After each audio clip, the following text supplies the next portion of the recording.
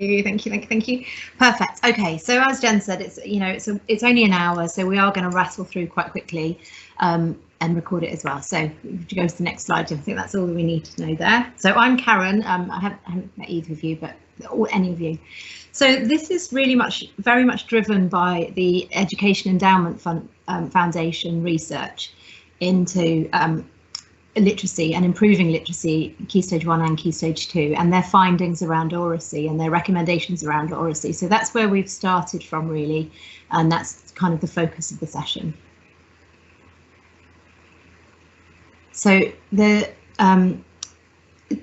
Key Stage 1 recommendations in the Improving Literacy document that they've produced are around developing pupil speaking and listening skills and wider understanding of language.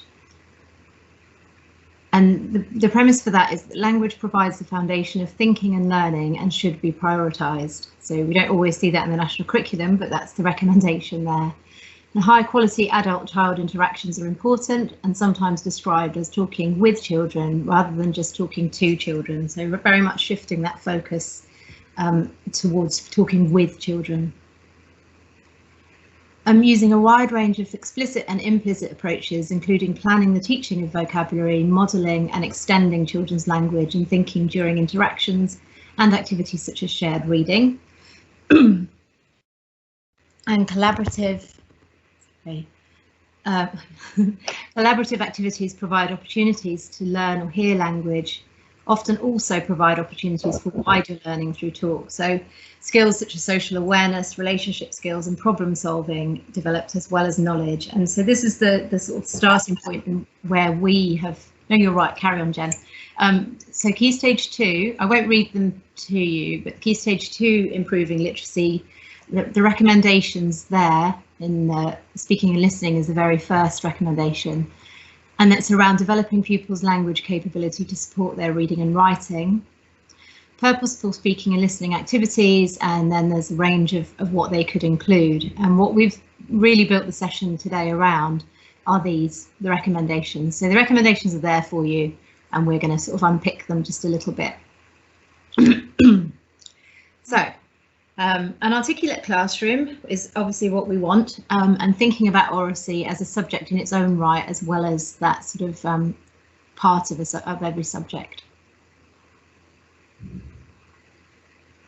And we've just put here the final report from the Cambridge Primary Review, which was also really focusing in on that conversational style and the way of talking to and talking with children, elaborating on conversations and amplifying and evaluating what the child says.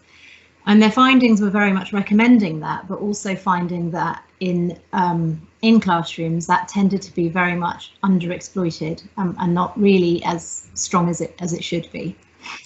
So I just want to chip in here, actually, Karen, and sort of highlight the fact that what the Education Endowment Fund is doing is pulling together past research that supports the teaching and use of Oracy as a sort of fundamental component of learning and making progress in English.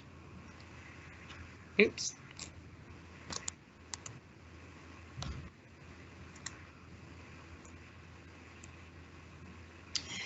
The links there to explore a little bit more about what the Education Endowment Foundation talk about, but they talk about oral language interventions, but I think when they're talking about interventions, they really are talking about intervening in the teaching, and actually throughout is not an intervention per se, and they're really emphasising the importance of benefiting from that explicit discussion and the oral language approaches, including targeting reading aloud and book discussion, explicitly extending spoken vocabulary, and the use of structured questioning and the use of purposeful dialogue and interaction.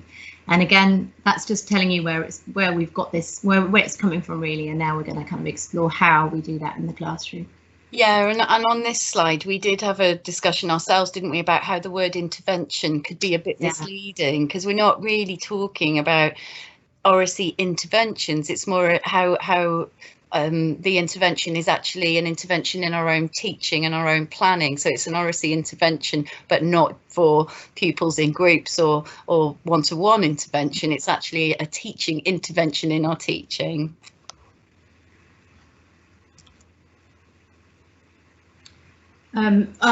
These were put in, again, it's drawing on the research of why it's important. And if we look at these, the dialogic teaching recommendations, so we've got the rote teacher to class, sort of drilling of facts, ideas and routines, recitation, so that's the accumulation of that knowledge through questions designed to sort of stimulate recall and think about answering using the clues that we've already given children. And then we've got the kind of talking, the dialogic teaching around instruction and exposition, so telling children what to do or imparting information and explaining the facts or the principles and procedures. And we've just put in red here the ones that sometimes less taught, less exploited, but these ones that sort of develop the higher order thinking and the real kind of richness of talk, and that's around discussion. And that's not just teacher to class, but pupil to pupil as well, or with groups, and the exchanging of ideas with a view to sharing that information and solving problems. So very rich discussion and dialogue, pardon me, achieving the common understanding through questioning. And again, we're going to look a little bit more about questioning, discussing, guiding and prompting. So let's move on. We'll move on to the how. So this is where we get onto the how. So that's where the research has come from. That's the kind of the research backing up why it's important that we develop children's oracy. And the next focus really for us is thinking about how can we do that. So drawing on that. So the first, obviously, really important area is around questioning and how we use that in the classroom, how we question children. And so there's some key recommendations here to just be thinking about. And apologies, we are sort of, well, I am sort of talking at you, and it's just because of, you know, it is a short session, and I'm sure you've got masses of ideas to contribute to this as well. And I don't know if we'll have some time a little bit later on to do that possibly. So thinking about questioning and how we ask questions to which there are a range of answers. So not just the answers that we want or answers that we know we'll get, but those genuine questions that actually, that there could be lots of different answers to them, children.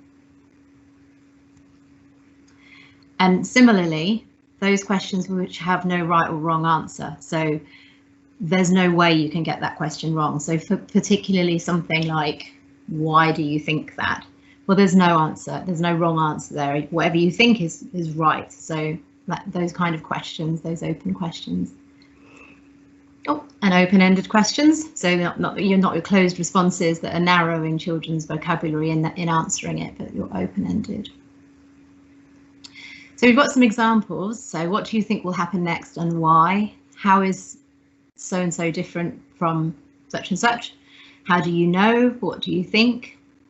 What questions do you have about that? Which is always a really powerful one, I think, to ask children what questions they have. So perhaps at the end of reading a book, what questions do you have? What questions would you like to ask of that character or of that book? And quite a powerful kind of open-ended dialogue. What is the most important, whatever it is you're talking about, and why?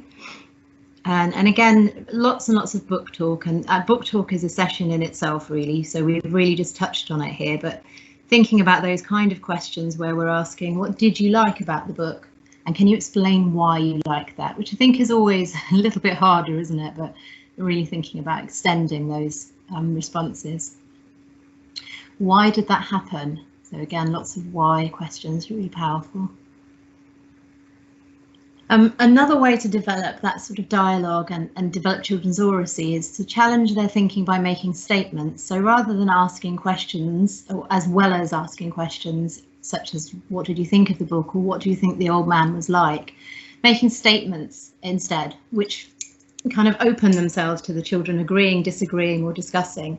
And we've used here the example of the book Bloom. I don't know if you know that book, but if you don't know it, it's really worth having a look at, and it's on the channel, the Storytime channel that we were working on during lockdown.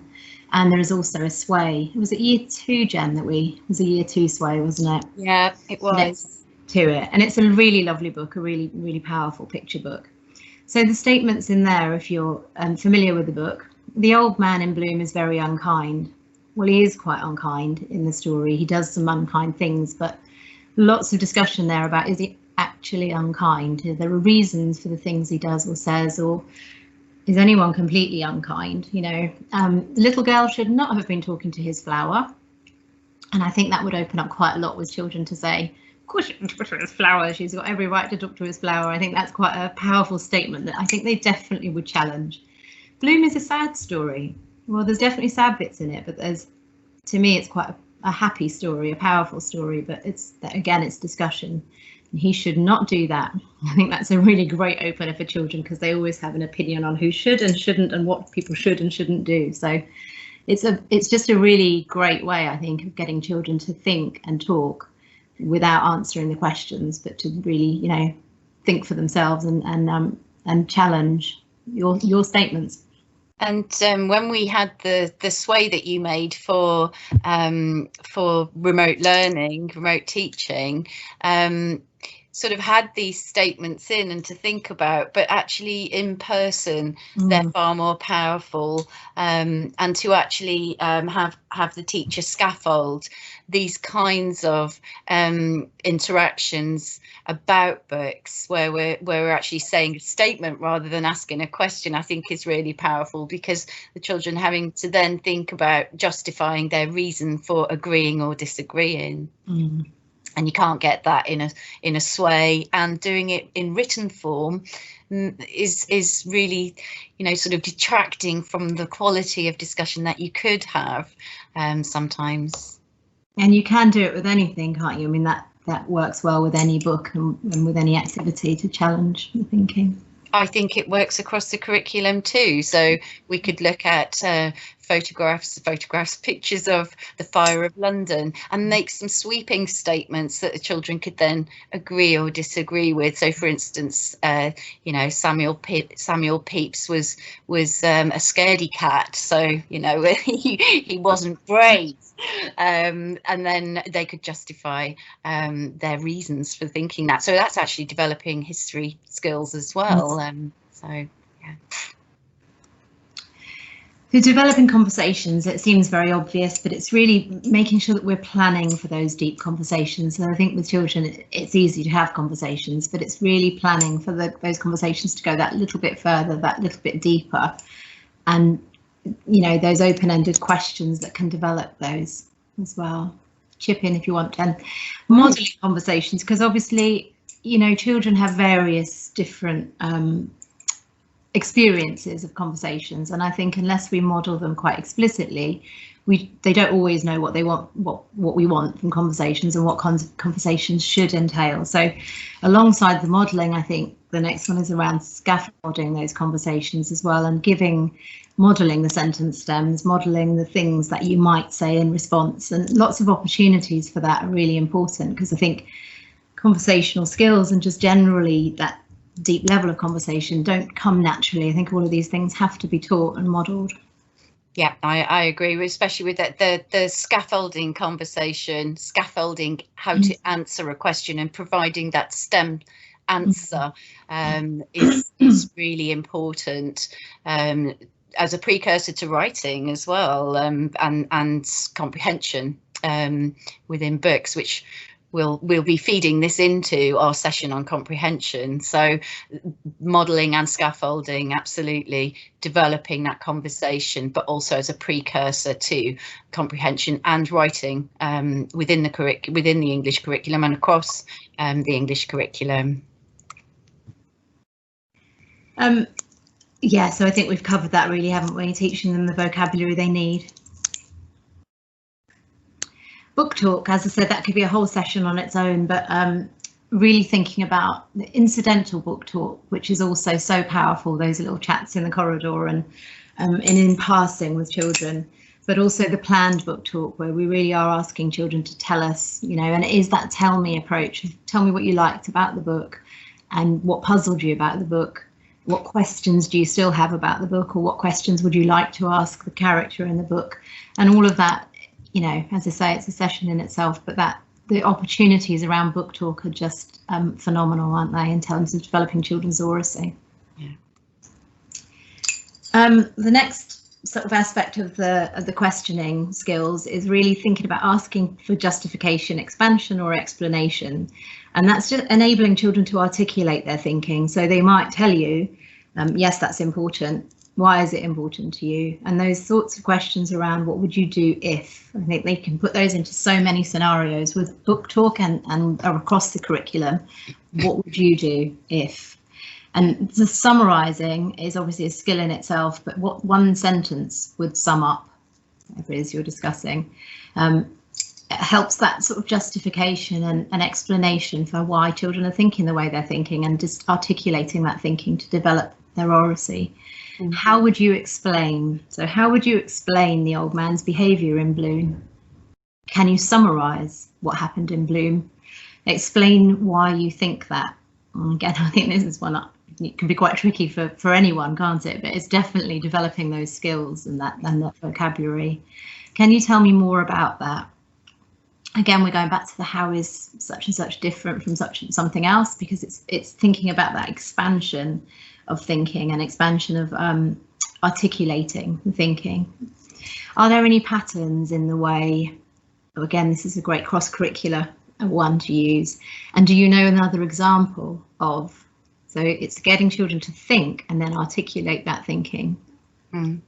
Yes, and I think the cross-curricular thread is really important to emphasise as well, because, you know, all of these could be used in maths. You know, what we've just talked about, questioning, they're all applicable to maths, justifying particular reasoning and so on. So right across the curriculum, we can develop talk. So we've listed some strategies and activities there, and I think the list is endless. And I think, you know, we're at a longer session, we'd really want to draw on your ideas with those as well. And perhaps we can a little. I don't know how we're doing for time, but we've just listed really there some strategies and activities that can really help. I won't go through all of those for you, unless there's any in there that you're not sure of or you want to ask about. Or and we've put in brackets there as well, because we are going to, well, we have put together a pack to go alongside this session, and a pack of Oracy resources.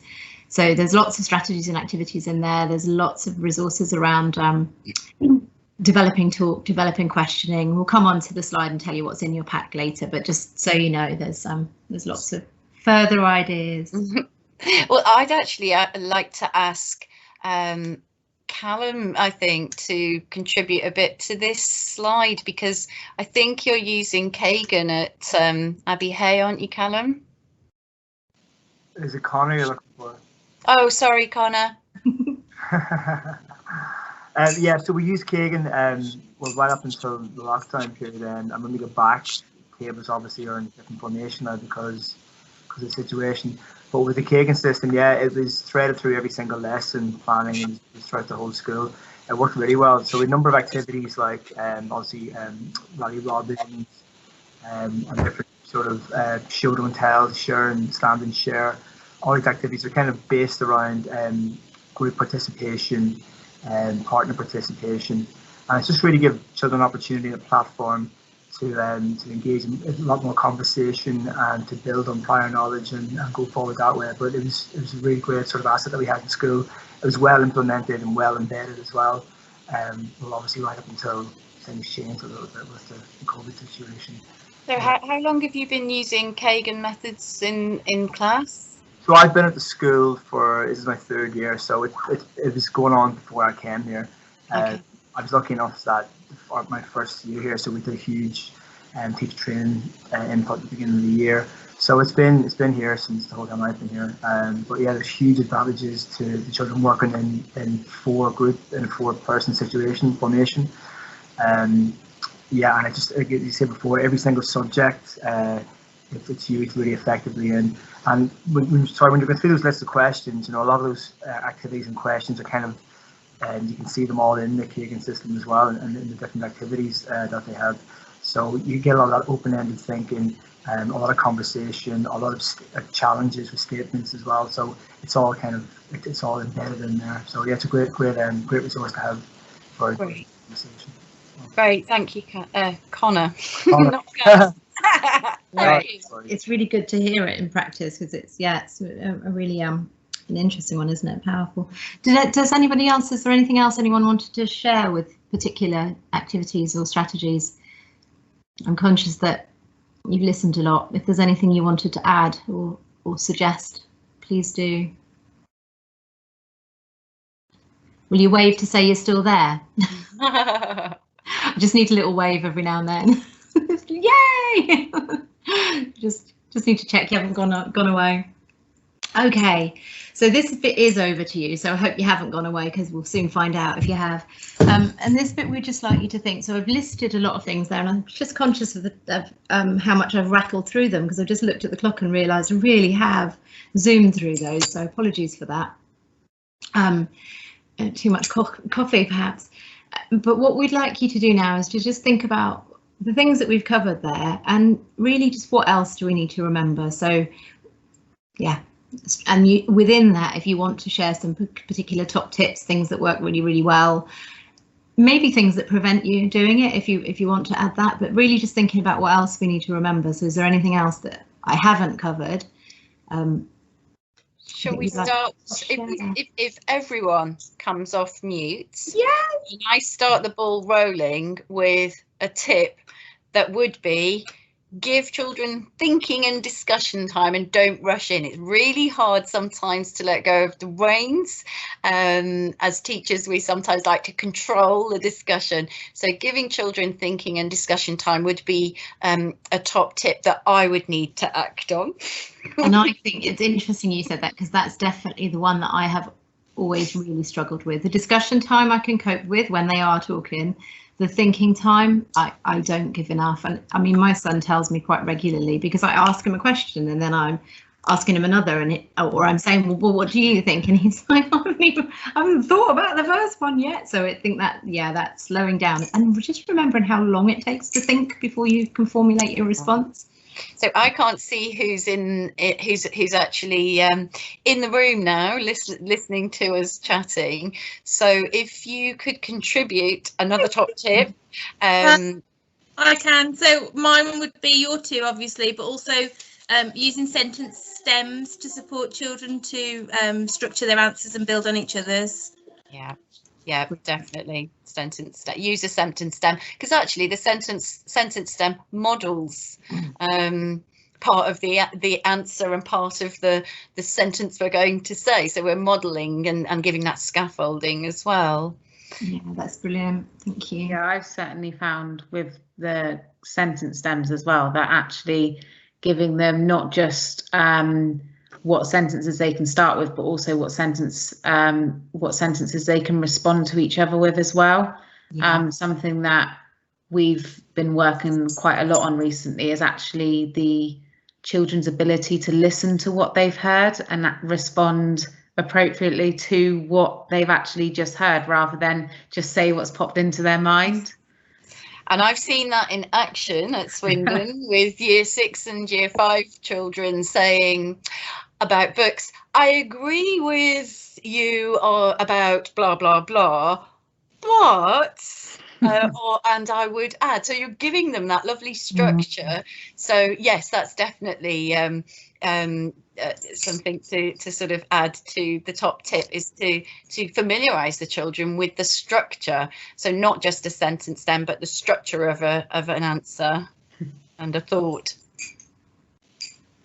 So just to add to that, we do, because we follow the Rosenshine principles, we've talked about questioning and how you can probe the children to say it again better. So take their first answer, but don't accept their first answer, and give them that chance to develop their response even further as well. So that's really nice, and it works as well, really well.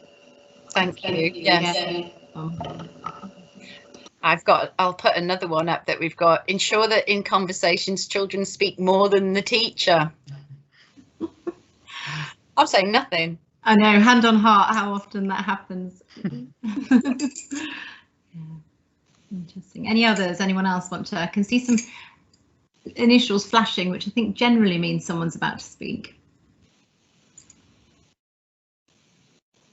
or not?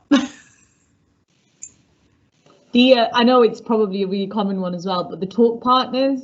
Yes. So you're giving the children the thinking and discussion time, but then you're getting them to speak to one another before they then come back to you. So we kind of have this no hands up policy in school, where you give them the talk partner time, and then you pick their name out of a lolly stick to give them all kind of a chance to respond, and just to make sure that they're all interacting as well, which is quite nice too. They just need to be trained on it. Yeah, definitely. And do you mix those talk partners up a bit as well, him or? Yeah, so we actually mix our talk partners up every week. So every Friday, they always end up with a different talk partner for the following week ready to roll. One of the sort of criticisms levied against talk partners is that it isn't always focused enough. So when it's really focused, it can be very powerful, and little strategies like when you ask for feedback from what the talk partners were talking about, you ask one partner to report back on what the other partner was saying, not what they were saying. So little tips like that with talk partners, making them more productive and very focused are key. Yeah. And swapping them around is so important, isn't it? Because I know sometimes when they're not swapped around, you're quite limited, aren't you? If you're always, maybe you and I can swap talk partners, Jen. Oh, I like my talk partner. I wouldn't swap you really. No. I'm going to call Colin Callum now as well, but I think it was Colin. Sorry. So yeah, with the Kagan system as well, we have like certain, especially during reading sessions, we're discussing the text, where the children were it's more of a kind of a tool for getting those reluctant readers and reluctant speakers to get involved in conversations. So we would give them the question and a specific time, so that the group would have to work within a specific time. So, and we would choose a number or whatever it was. So we said 1 to 4 on the table. So we random numbers picked out anyway. And then, one person would begin the conversation. The others might record what the person's saying, and then it would swap around and go to a different number, a different group. And again, the person would contribute, and the other children might write something down. So it's just a way of and eventually all 4 children will contribute something. So it's just a way of getting those children who are really, really reluctant to speak, at least they're going to contribute something, and building up confidence that way. And that proved really effective, especially when it came to whole class discussion as well. And I think that's really important to bear in mind, the structure of how we set up those tasks. And we're going to hear from Jess about the Voice 21 project, which actually going to see how there are common features between the Kagan method and the Voice 21. Yeah, that's a really good point about the structure. Giving them those specific roles. Another thing that can work really well is for those children, when they speak too much, and the ones who don't speak as much. And in fact, they did this once in a leadership team meeting with me, and you give you give the children a certain amount of perhaps pebbles or counters or something, and they can only contribute. So every time they want to contribute, they give one away. And I remember doing this, and it says a lot about me, but I remember doing this in a leadership meeting. And I had given my 3 pebbles away within minutes of this meeting starting. And I remember thinking about my colleagues who hadn't. And then at the very end, when they had something really important to say and they'd reflected really carefully, they put their pebbles in. And it was a really nice idea to use with children, because if you're all allowed to say 3 things and only 3 things, then they think very carefully about what they're going to say and when they're going to say it. And again, those reluctant ones do contribute as well. So it's a similar approach to the Kagan structures, isn't it, with those. We were given a similar structure when we were training with Voice 21 with the counters, and it definitely works really effectively with children. Like you said, with those that are more confident than others, they soon run out of what they're saying. But we also had a structure where there were 3 children in a group, and one of them was just a summariser. So they actually stayed completely silent for the whole time that the other 2 were talking about it, and then they were the ones that then had to relay back to the whole class. So that was obviously really effective, because they didn't actually have any input in terms of child discussion, but in terms of presenting it then back to the whole class was quite effective. And that was another way of then looking at the difference between exploratory chat and presentational chat, which we did a lot with Voice 21 as well. And brilliant for their listening skills as well, isn't it? Because Yeah. you got to listen to what's being said. So yeah, you might be targeting particular children that you wanted to support with that. Yeah, brilliant. Yeah, again, it can be those that are perhaps more of the confident speaker as well, that you put as a summariser, so that it then gives the other two the opportunity to actually give their opinions. Yeah, that's brilliant. Another one that we've put on there is not to habitually repeat children's answers, and we see this a lot, and it's a bit of a hate in some ways, is that when a child's given an answer, that a teacher very often then repeats it, and sometimes that's necessary, but very often it's not. And I think what it does is it undermines the child. The child's actually said that already, and then the teacher says, yes, so yes, well, I think that the old man in Bloom was quite mean. Yes, you think he's quite mean. And I think just sometimes that's not necessary, and it can undermine the children who have given that response already, which was a perfectly clear response, and it didn't really need to be repeated. So it's just something to be mindful of, I think, not to do, if it's not necessary, not to do it. Any more sort of top tips, any more thoughts there? Okay,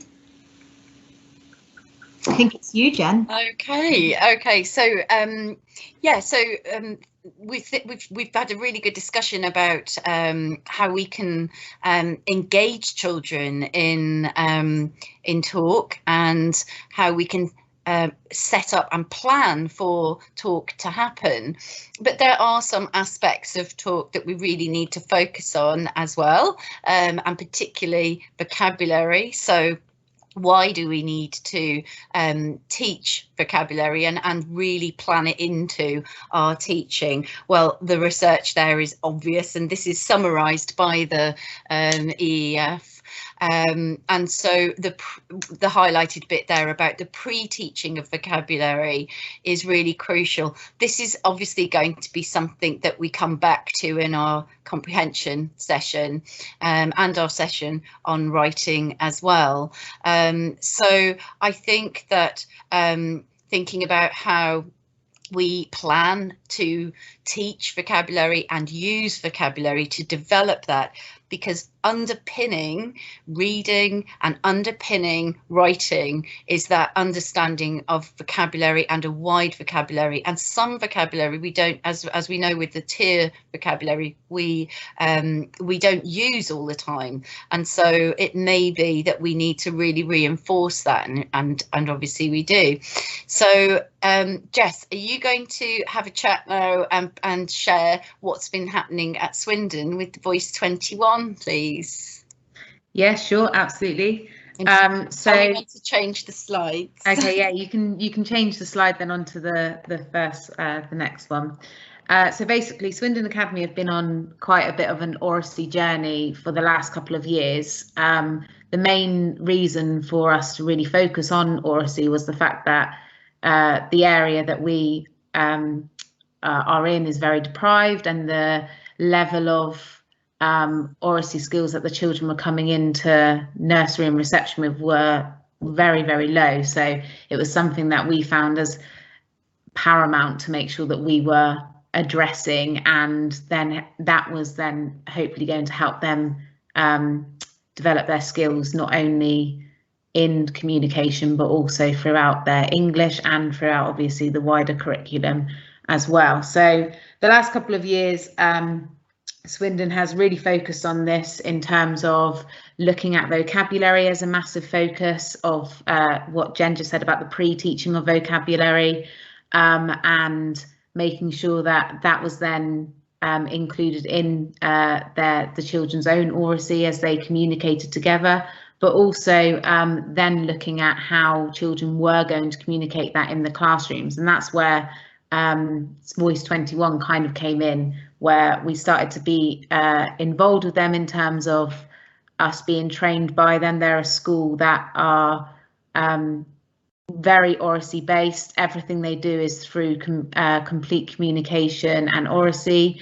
It's really interesting, and something that sometimes it baffles me how they can do everything completely Oracy based, but it's also really interesting to see the videos that they've shown us from where the children have really developed with their communication with each other, and the likes of the sentence stems, for example, that are used massively in the videos that we were shown by Voice 21. The children were just spieling them off as if they didn't have to have them up in front of them anymore, which was amazing. And to a certain extent, that is starting to happen now with us at Swindon as well, where 2 years down the line, where we've been using those sentence stems a lot, the children are doing it out of habit, that are the ones that are in upper key stage 2, for example. Even obviously this week, where I've had to teach online with the children who are at home, a lot of them are still using those sentence stems without obviously having them there as a prompt, and will develop from each other's answers and things like that, which I found quite nice this week, because I wouldn't expect them to normally. So that's really nice. But yeah, also it kind of with working with Voice 21 as well, they showed us different strategies and what to implement into school and what to also teach the children, as Oracy not being a complete standalone subject, but something that needed to be dripped into every single subject, including maths, for example. There was opportunities for them to communicate, and we have that with following our Maths No Problem. At the beginning, we have an in focus task, for example, which the children have to use their Oracy skills and listening to each other to make sure that they're then responding to each other in an effective way. Again, we will put vocabulary up on the board, we will put sentence stems up on the board, and sometimes we might even use those strategic groupings to help those maybe not so confident speakers during the lessons. And that this is completely used also now throughout the wider curriculum in terms of vocabulary, and it's a way of being able to expose the children to a wide range of words and being able to communicate effectively to obviously help them then later in life.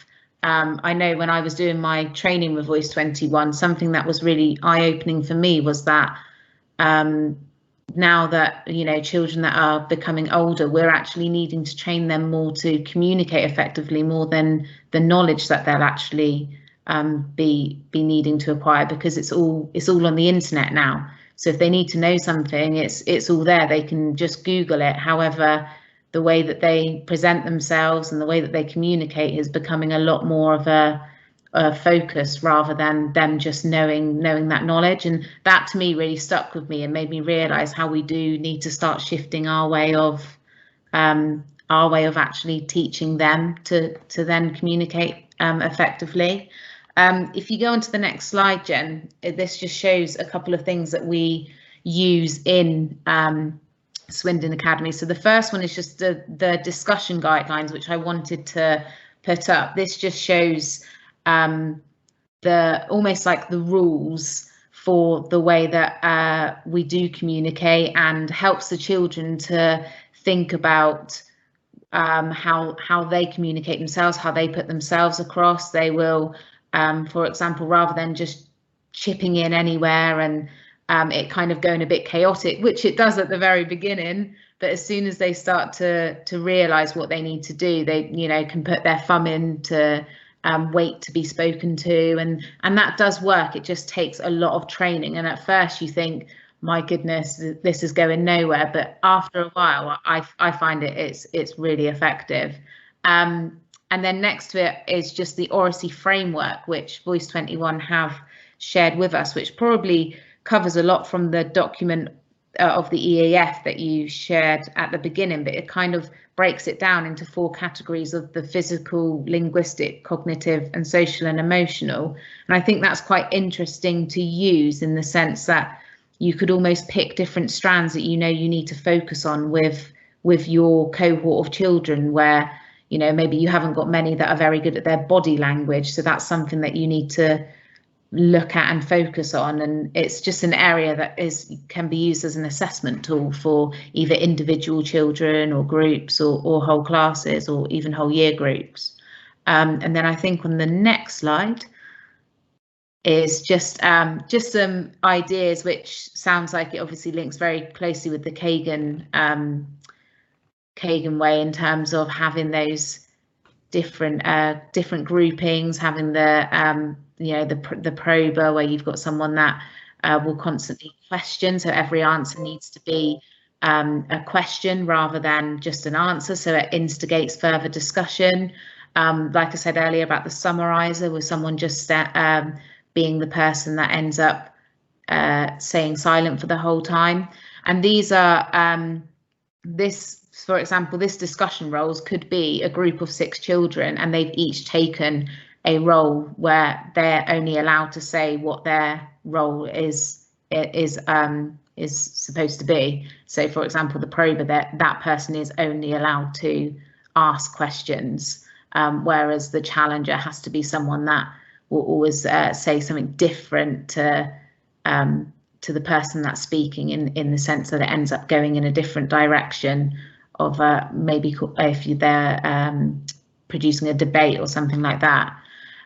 So yes, sorry, could I just interrupt? Yeah, of course you can. When you have your discussion roles, do you just use one role?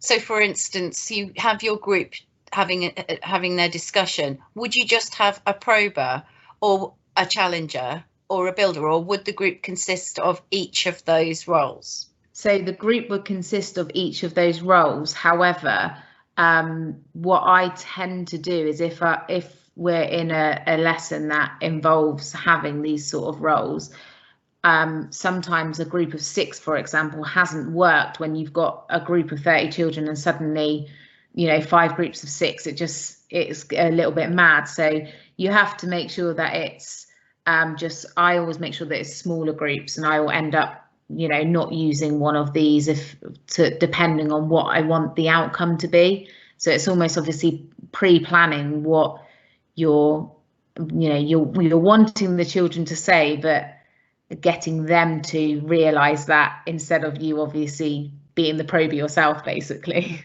I mean, I can see sort of classroom scenarios where personally I would just want one role being fulfilled and the rest of the group chatting, discussing.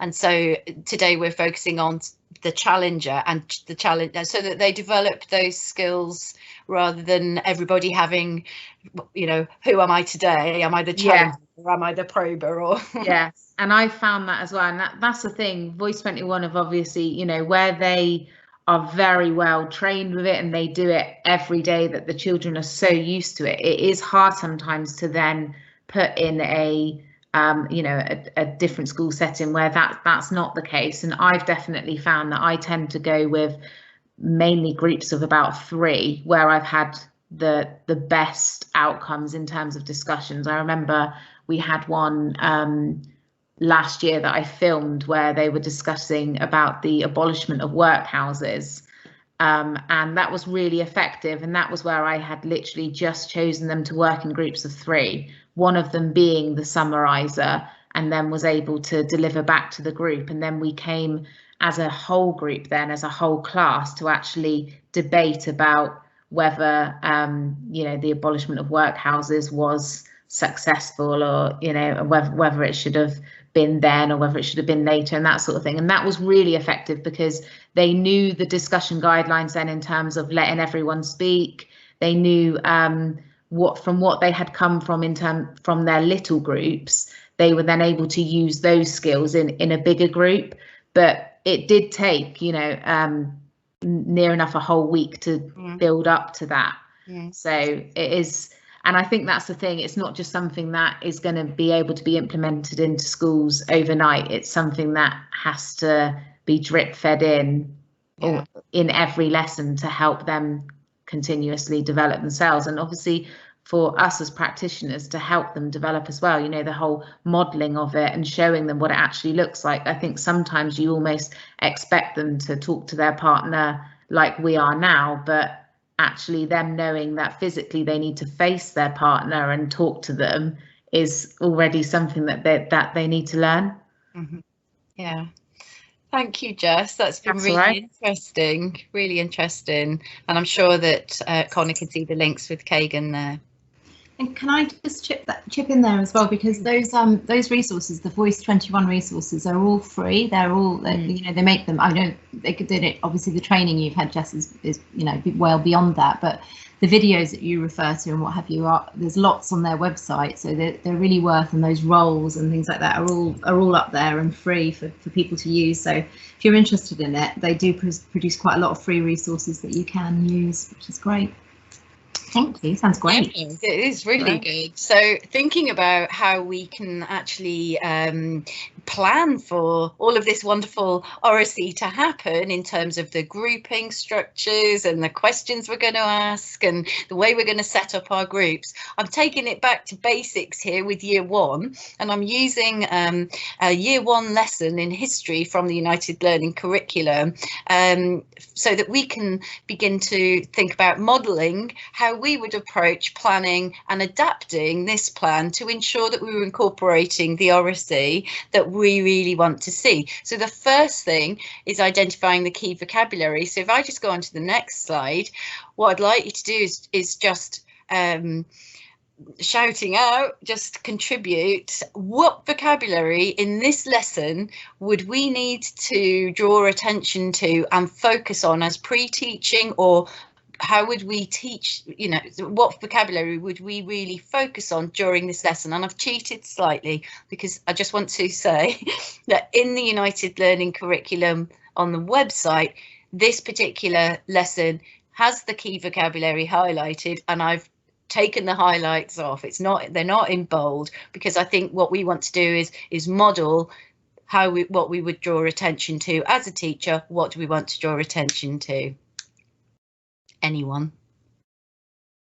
You've got a lot of tier 3 vocabulary that would need to be addressed in terms of castle and that home with shelter and things like that are linked to a specific vocab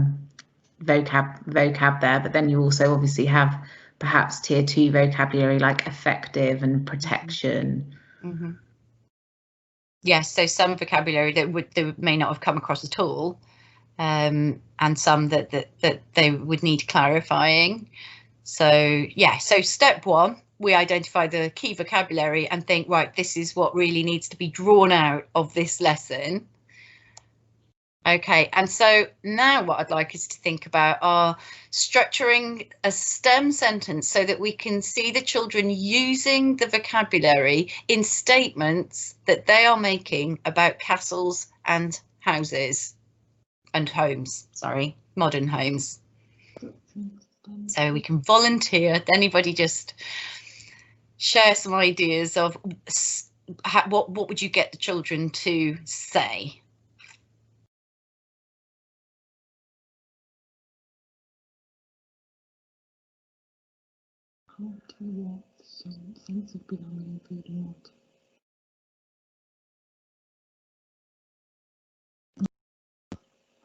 Could you, I don't know, clutching on straws, could you ask them what home means to them personally? So in my home, or my home looks like XYZ. Yes. Yeah, using a STEM sentence like that. Yes, so my home is built out of. I might use some of the writing revolution sentence fragments. Yeah. So thinking about the and, but, and so endings to sentences. Yeah, so the sentence expansion from just the key vocabulary. So we've got all our key vocabulary displayed. Can we construct a sentence that is a statement about a castle or a home using our vocabulary banks? Yeah, using because, but, so. Any more? Can we take it into Voice 21 to get statements out of it? Out of a task or a Kagan task that would develop children making statements? Could you summarize, or like the features of a castle using, or the aspects of a castle? Yeah. You could do. Sorry, Colin, to interrupt. In terms of Kagan structures, you could use numbered heads together and that kind of structure to children sharing ideas around it. Yeah, definitely. Yes. And then moving on to get that deeper thinking, where we're actually beginning to think about our questioning now. So what would we do in terms of questioning? And this is really going into the Kagan conversations that we structure, the Voice 21 conversations that we structure with Year 1. And so what sort of STEM sentences would we be developing to answer? There's a few questions there already. How would we develop those few questions using Kagan methods or Voice 21 structures?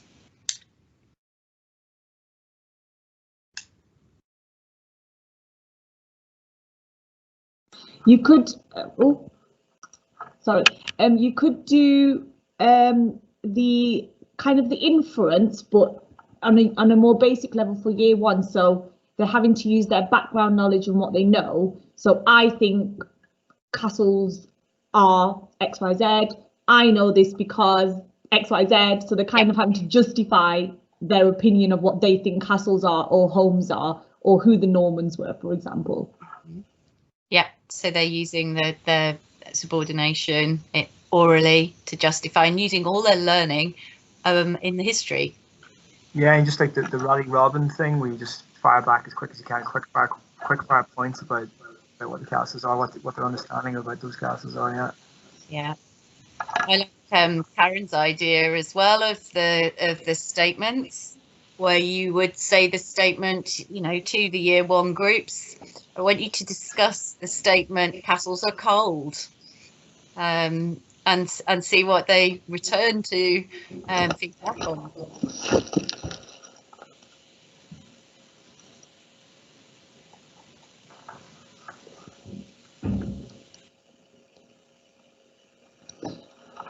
Maybe relating it to book talk, so seeing if they can think about any books or any stories, even fairy tales that they know have castles in them. Yeah, so thinking about, in terms of the historical content, how would you link the story to the history?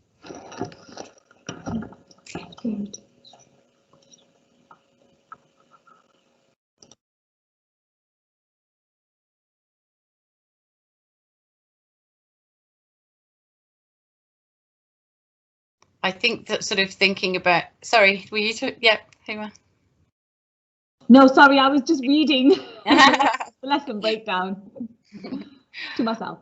I think that really making sure that there's a clear understanding of the difference between life in castles in stories and real life in castles, and really making sure that we focus in a history lesson on the knowledge and the facts about life in castles, as opposed to the story side of castles, and maybe have that as a discussion as well. Okay, I'll move on to that last slide there for you, Karen.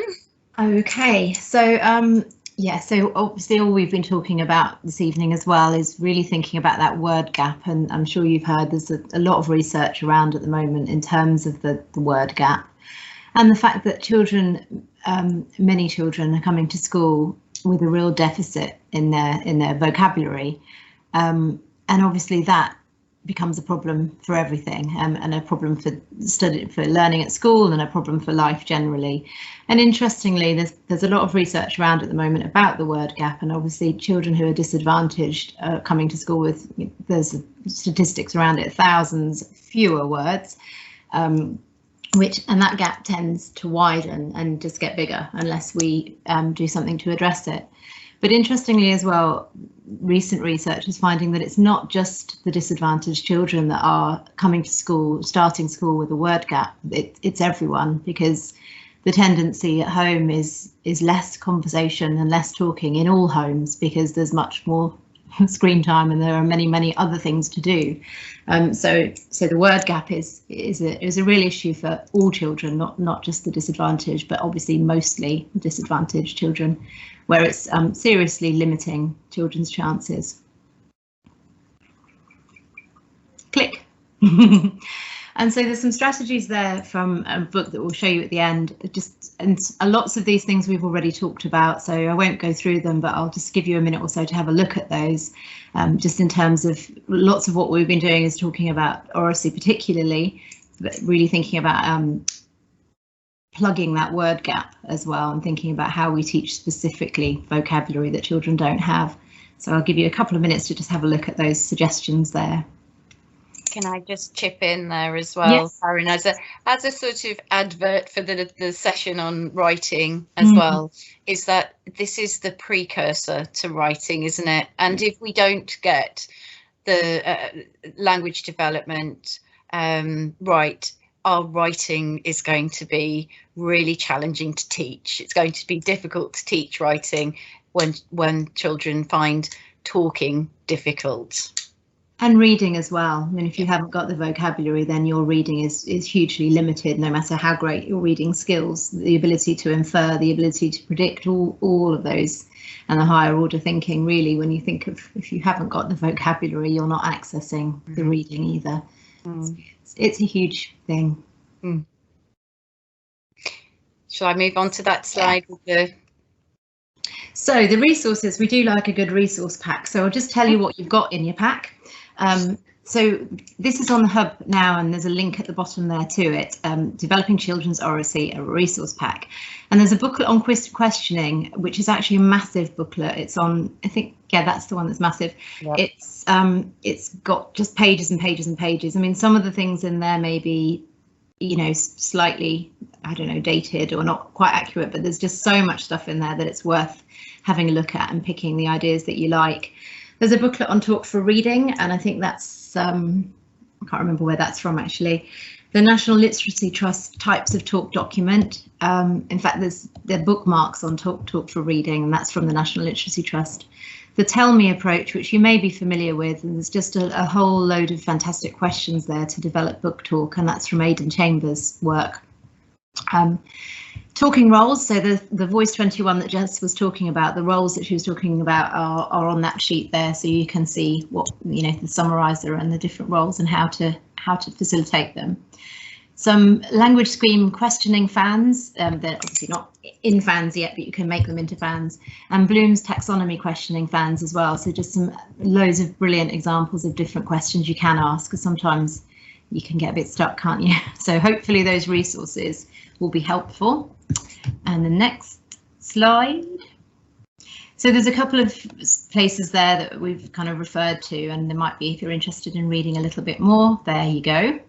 And then final slide is the link to the resource pack and a link to an evaluation form. So we'd be really grateful if you did complete the evaluation form for us this evening. And as Jen said, there's a couple of other sessions coming up, one on developing comprehension and one on developing writing, both also taken in the same way this was from the EEF's research and findings and summaries. Anything you wanted to add, Jen? Nearly forgot your name then. That's a bit more. Jen, are you Jen? You're my special talk partner too. Oh, sorry, I completely. No, I'd just like to say thank you everyone for your contributions to today's session. It's been really lovely hearing what you've been doing and hearing your ideas, and I hope that when we do publish this as a video, I know that other teachers are going to find what you've said very useful, and will probably be rushing off to have a look at Kagan methods and Voice 21 by the end of the session, by the end of the video. So thank you very much.